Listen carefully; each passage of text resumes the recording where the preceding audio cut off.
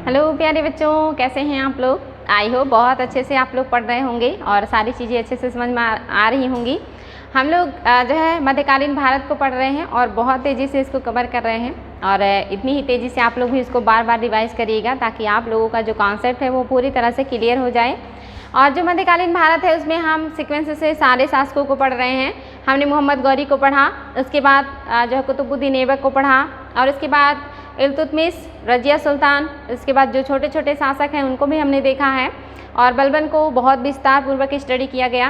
और आप जानते हैं अलाउद्दीन खिलजी, जलालुद्दीन खिलजी, इसके अलावा तुगलक वंश, ये भी समाप्त हो गया।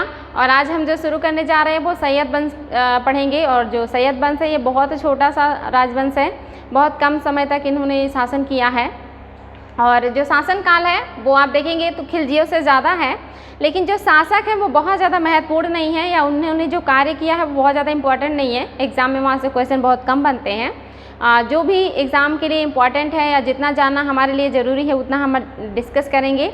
इसके अलावा फिर हम लोधी को शुरू करेंगे और कोशिश करेंगे कि जल्दी ही लोधी राजवंश समाप्त हो जाए। उसके बाद जो चीज़ें बची हैं उसको डिस्कस करने के बाद हम मुग़ल साम्राज्य को शुरू करें। और आप लोगों का जितना भी हो कोई भी पॉइंट्स छोड़े बिना जल्द से जल्द जो सिलेबस है वो ख़त्म करें, तो पूरा प्रयास है हमारा। आप लोग भी मेहनत करें और कोई दिक्कत हो तो उसको कमेंट बॉक्स में क्वेश्चन करें। तो आज हम शुरू कर रहे हैं सैयद वंश। कल जब हम पढ़ रहे थे और जो तुगलक वंश है उसके अंतिम शासक के बारे में जिनका नाम नसरुद्दीन महमूद था, इन्हीं के शासनकाल में आपने देखा था कि जो तैमूर लंक हैं इन्होंने आक्रमण किया था 1398 ईस्वी में। और जब ये 1398 में आक्रमण करते हैं दिल्ली पर तो जो नसरुद्दीन महमूद शासक हैं तुगलक वंश के अंतिम शासक, ये बहुत कमज़ोर शासक थे और ये डर की वजह से जो दिल्ली है यानी कि राजधानी छोड़ करके गुजरात भाग जाते हैं अपनी जान बचाने के लिए। और जो तैमूर लंक है इनका विरोध करने के लिए कोई नहीं होता है और ऐसे टाइम में तैमूर लंक उत्तर भारत को बहुत बुरी तरह लूटते हैं, यहाँ तक कि वो 15 दिन तक दिल्ली में रुक करके जो है बहुत ज़्यादा कत्ल करते हैं या बहुत कत्लेआम करते हैं। बहुत ज़्यादा जो है लोगों के खून बहे और बहुत ज़्यादा बड़ी मात्रा में इन्होंने लूट मचाई वहाँ पे। और इसके बाद ये सारी चीज़ें करने के बाद जब उनका जो जी है भर गया लोगों को लूट करके या कहीं बहुत सारी संपत्ति उनके हाथ लग गई या उनका जो टारगेट था वो पूरा हो गया, तो फिर वो वापस लौटना चाहते हैं। क्योंकि आपको पता है ये विदेशी हैं, मंगोल आक्रमणकारी हैं और ये मध्य एशिया के निवासी हैं, तो अब ये वापस मध्य एशिया को चले जाएंगे।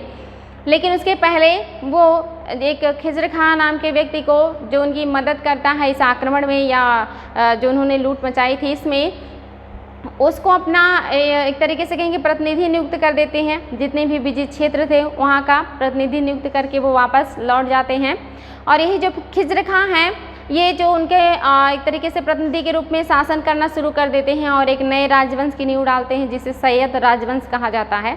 और जो सैयद राजवंश है इसका कार्यकाल आप देखेंगे जो है काफ़ी शॉर्ट है, यानी कि बहुत ज़्यादा नहीं है और इसमें बहुत महत्वपूर्ण शासक भी नहीं है। और ये 1414 से लेकर के लगभग 1451 तक इनका शासन चलता है। तो इम्पॉर्टेंट है बच्चों, इसको हमें आज पढ़ना है। और एक खिज़्र खां है ये ज़्यादा इम्पॉर्टेंट है, इसके अलावा जो है वो बहुत इम्पॉर्टेंट नहीं है, उनके बारे में हम थोड़ा ही देखेंगे। तो चलिए आज की क्लास की शुरुआत करते हैं और सैयद वंश का जो शुरुआत है वो कर रहे हैं हम 1451 तक इनका शासनकाल है। और आप देखेंगे 1398 में तैमूर लंक का आक्रमण हुआ, नासिरुद्दीन महमूद जो है गुजरात भाग गए। जो तैमूर हैं इन्होंने उत्तर भारत को जी भर करके लूटा। अमीर जो थे उस समय के वो सारे लोग जो हैं तैमूर लंक के शिकार हुए या सभी को उन्होंने जो है लूट लिया। जो तैमूर हैं इनके आक्रमण से जो अव्यवस्था उत्पन्न हुई उसका लाभ उठाकर बहुत सारे क्षेत्र अलग हो गए।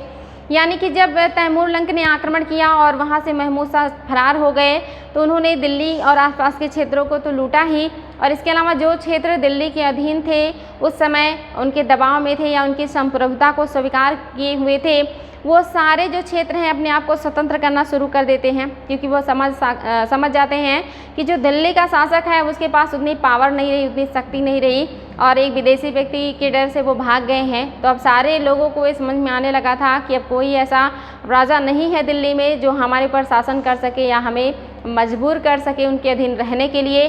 तो धीरे धीरे करके जो आसपास की क्षेत्रीय शक्तियाँ थीं वो अपने आप को स्वतंत्र करना शुरू कर देती हैं। ये इंपॉर्टेंट है बच्चों।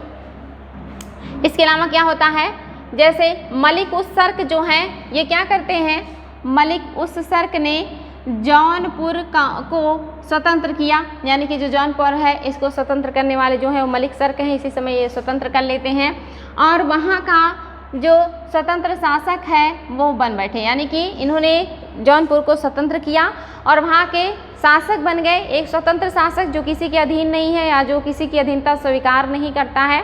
तो इम्पोर्टेंट है बच्चों, ये कौन है, तो इनका नाम है मलिक उस सर्क। इन्होंने ही जौनपुर को स्वतंत्र किया और वहाँ का स्वतंत्र शासक ये बन गए। इसके अलावा एक और व्यक्ति हैं जिनका नाम है जाफर खां। जाफर खां ने गुजरात को स्वतंत्र किया और इसके अलावा और है दिलावर खां घुरी। इन्होंने क्या किया, इन्होंने मालवा को स्वतंत्र कर लिया। तो ये महत्वपूर्ण प्रांत हैं, आप देख रहे हैं जौनपुर, गुजरात, मालवा, ये जो क्षेत्र हैं यहाँ के लोगों ने या वहाँ के जो सरदार हैं वो अपने आप को स्वतंत्र घोषित कर रहे हैं, अपने आप को वहाँ का राजा बना रहे हैं और दिल्ली की जो स्वतंत्रता है वो अब ख़त्म हो रही है, उसकी जो अधीनता थी अब लोग स्वीकार नहीं करना चाह रहे हैं, क्योंकि सबको समझ में आ चुका है कि अब शासक जो है वो शक्तिशाली नहीं रह गया है और वो हमारे पर आक्रमण नहीं कर पाएगा।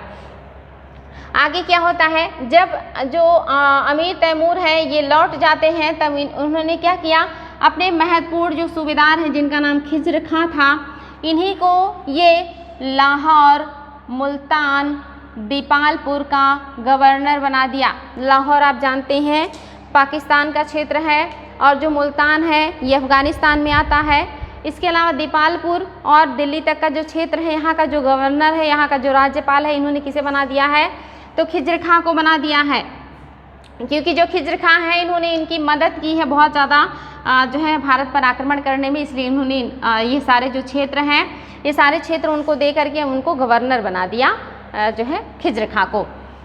1414 ईस्वी में खिज्र खां ने क्या किया है, इन्होंने दिल्ली की गद्दी पर कब्जा कर लिया और सैयद वंश की स्थापना की।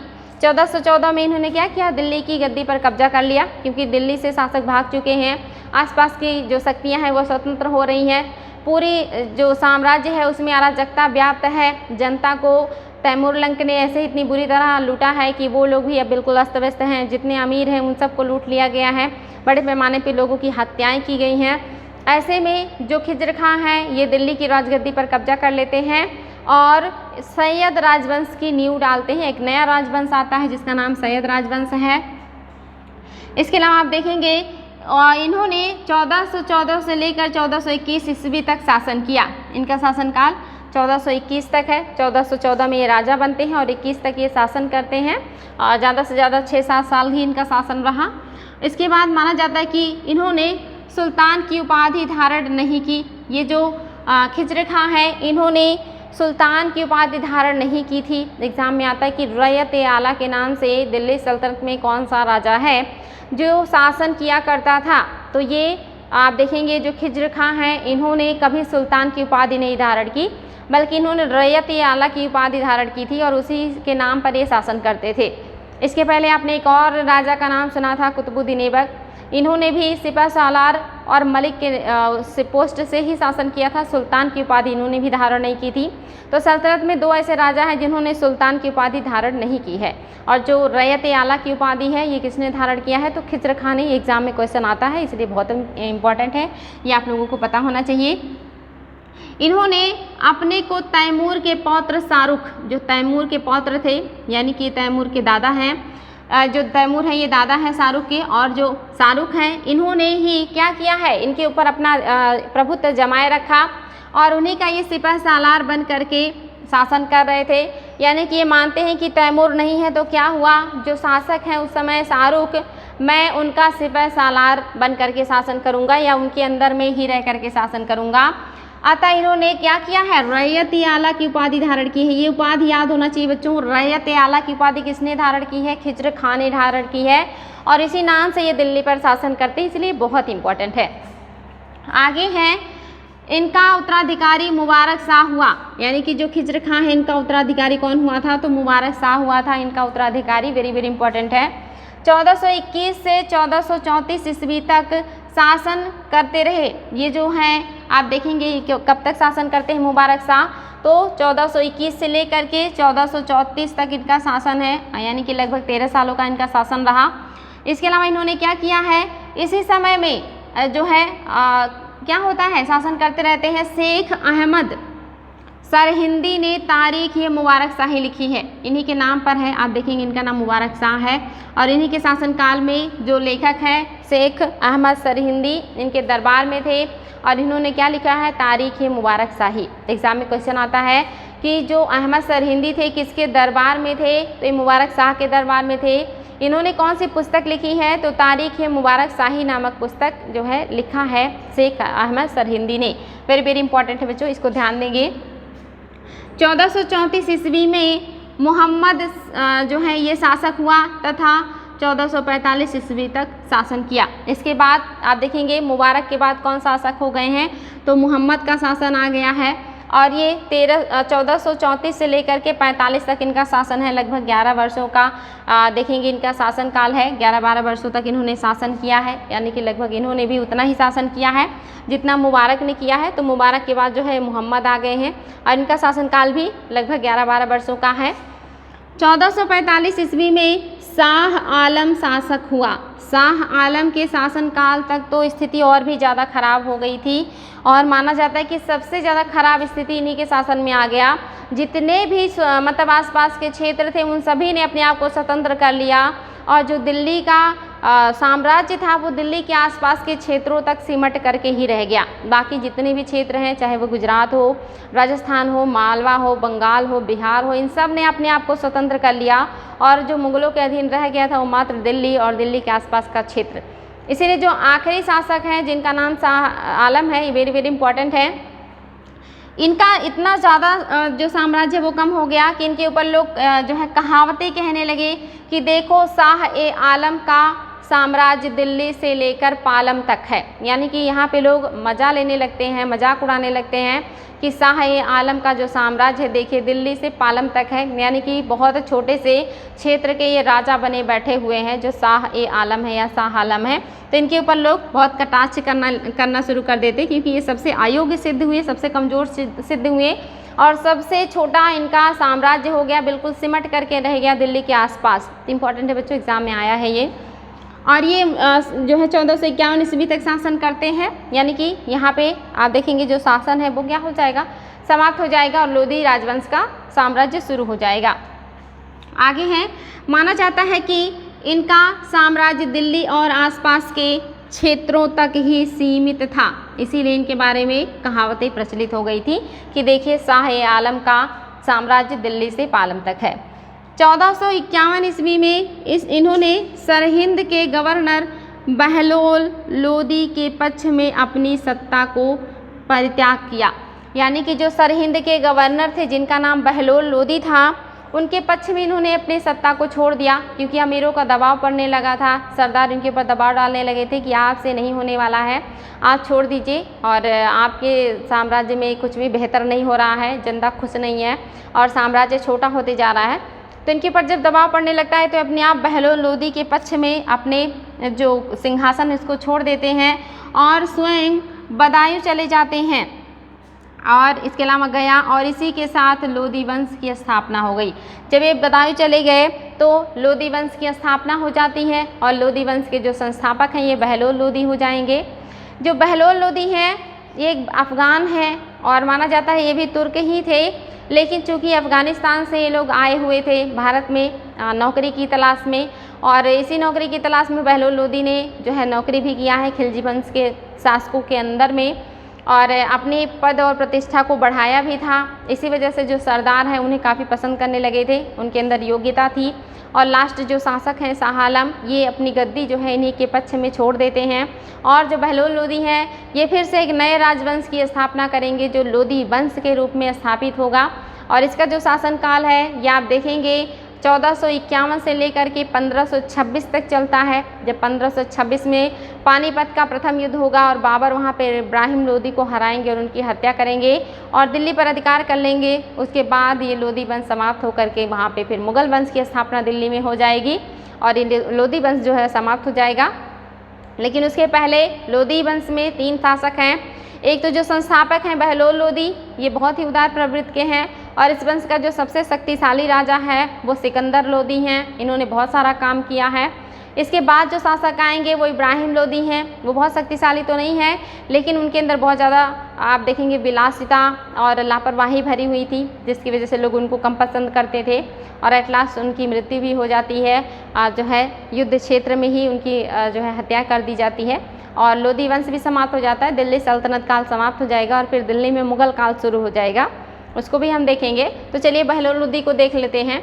लोदी वंश की जो कार्यकाल है ये 1451 से आप देखेंगे 1526 तक है और इसमें जो बहलोल लोदी का कार्यकाल है वो 1451 से 89 तक है। यहाँ इन्होंने शासन किया है इतने वर्षों तक, तो इम्पॉर्टेंट है बच्चों।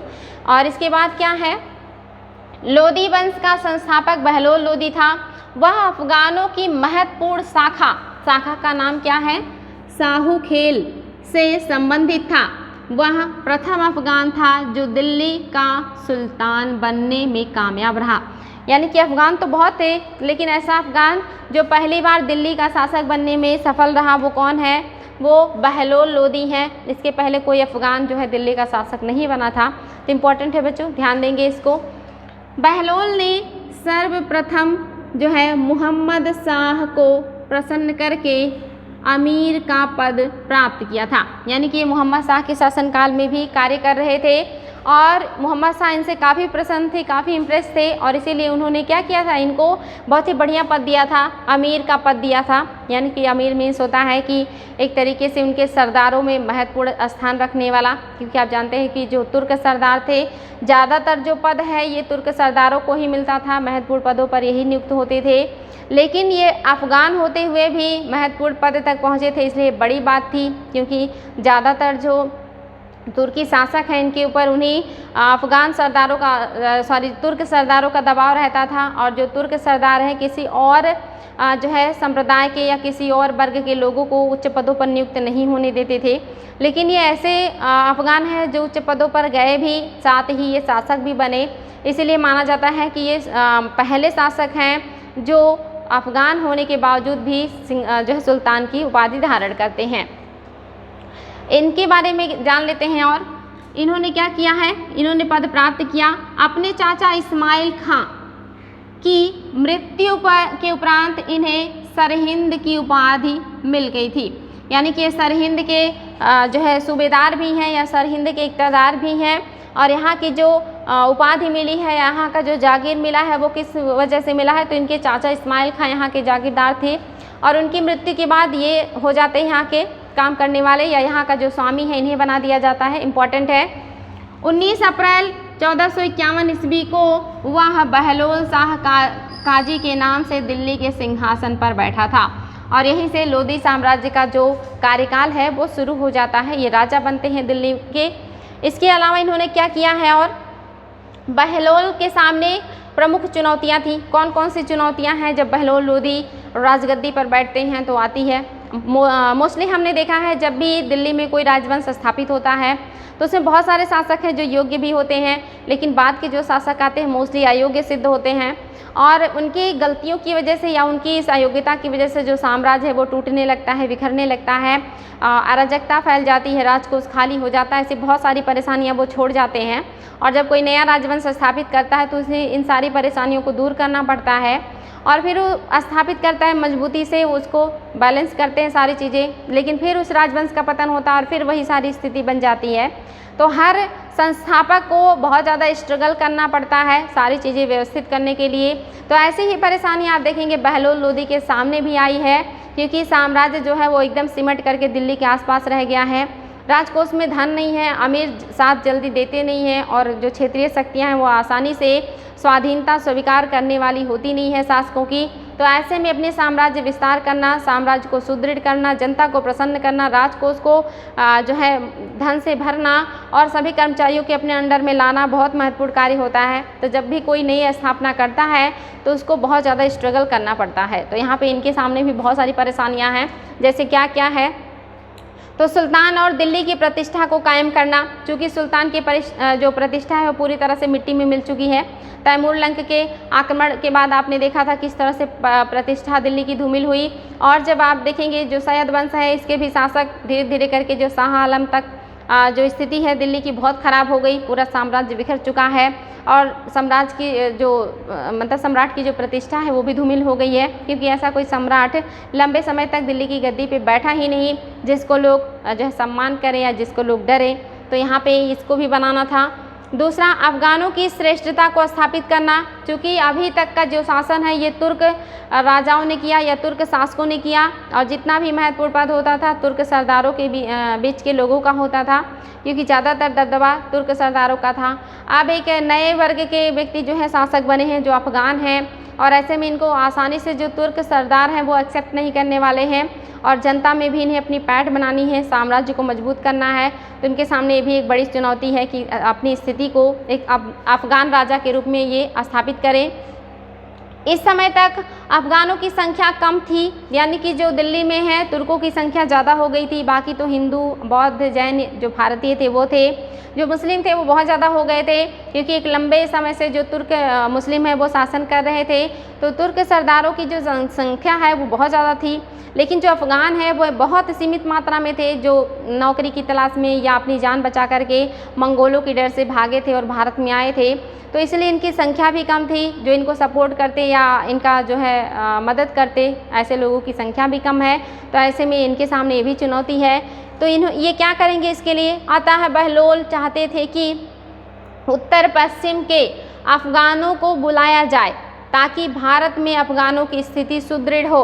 अतः ये चाहते थे उत्तर पश्चिम, यानी कि अफ़गानिस्तान का जो क्षेत्र है, पाकिस्तान का ऊपर का जो क्षेत्र है उत्तर पश्चिम है, तो ये चाहते थे कि वहाँ के जो अफ़गान है जहाँ से आए हुए हैं वहाँ के लोगों को बुला करके यहाँ बसाया जाए, ताकि जब जनसंख्या अफ़गानों की बढ़ेगी तो हमारा जो प्रतिष्ठा है या जो साम्राज्य है वो हमारे लिए एक तरीके से मजबूत होगा, या हमारे भी जानने वाले लोग होंगे जो हमें सपोर्ट करेंगे। तो ये उत्तर पश्चिम के जो अफ़गान हैं उनको बुलाते हैं, उनको पद का लालच देते हैं, उनको पैसे का लालच देते हैं, और उनसे कहते हैं कि आप आइए भारत में, आपकी जो गरीबी है, जो भुखमरी है, जो परेशानियां हैं वो सारी परेशानियां दूर हो जाएंगी, आपको सारी सुविधाएं उपलब्ध कराएंगे हम, और आप दिनों दिन उन्नति करेंगे। वहाँ पे आपके सामने बहुत सारी परेशानियां हैं और वहाँ पे आप गरीब हैं, आपके लिए खाने की व्यवस्था नहीं है, प्लस मंगोल जो हैं वो भी आक्रमण करते रहते हैं, जान का खतरा भी है।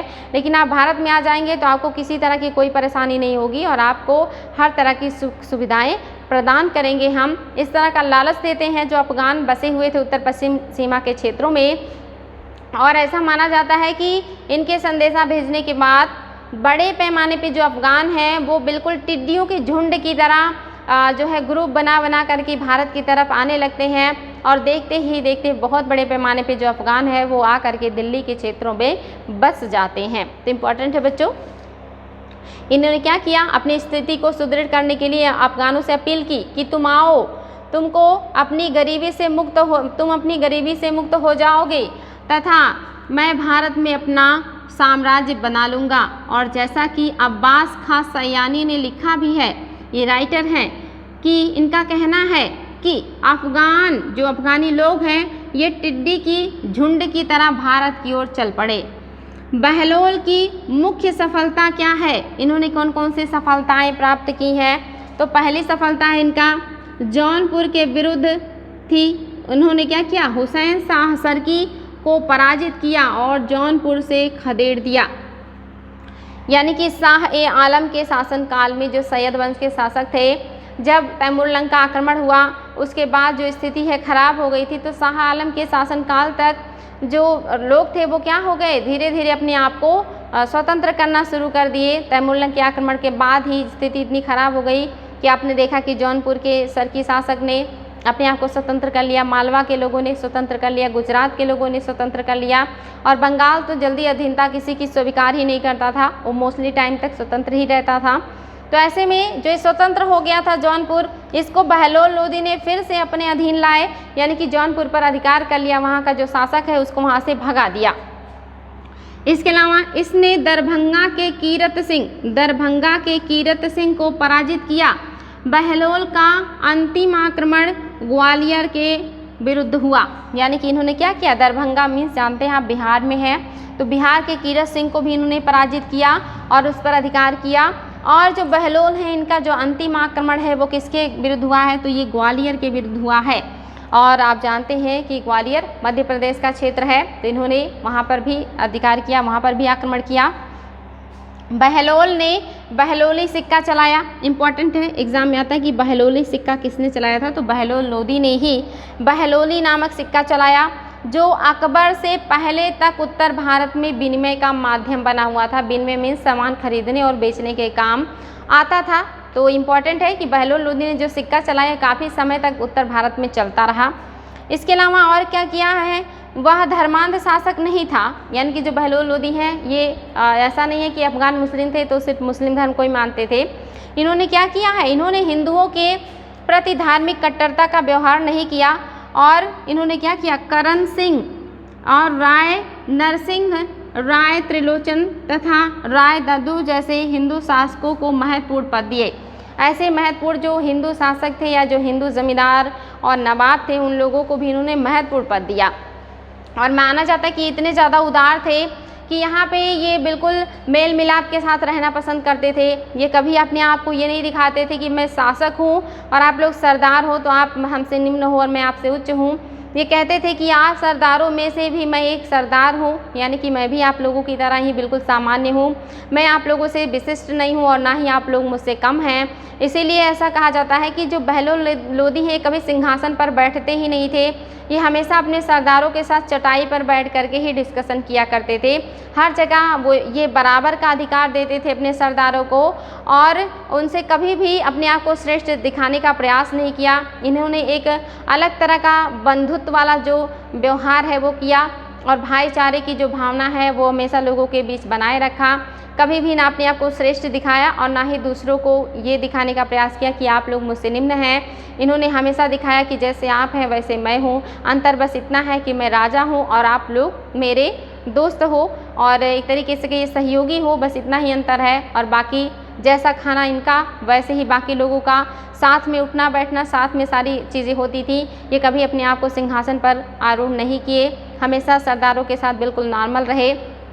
इसी वजह से जो सरदार हैं वो भी काफ़ी जो है इनकी रिस्पेक्ट किया करते थे और जो इन्होंने भाईचारे का माहौल बनाया था उसको लोग आगे भी ले गए। लेकिन इनके बाद जब सिकंदर लोदी आते हैं तो वो शासक की प्रतिष्ठा को स्थापित करने का प्रयास करते हैं और अपने आप को श्रेष्ठ दिखाने का प्रयास करते हैं।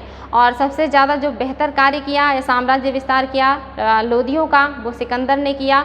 लोदियों की जो प्रतिष्ठा है उसको स्थापित करने का काम सिकंदर ने किया। तो सबसे महान शासक जो लोदियों में होंगे वो सिकंदर लोदी होंगे, उनको कल पढ़ेंगे। और उनके बाद इब्राहिम लोदी होंगे, उनको भी कल देखेंगे। तो आज के लिए रहने देते हैं बच्चों, इसको देखिएगा। नेक्स्ट डे मिलते हैं फिर नए क्लास में। Thank you.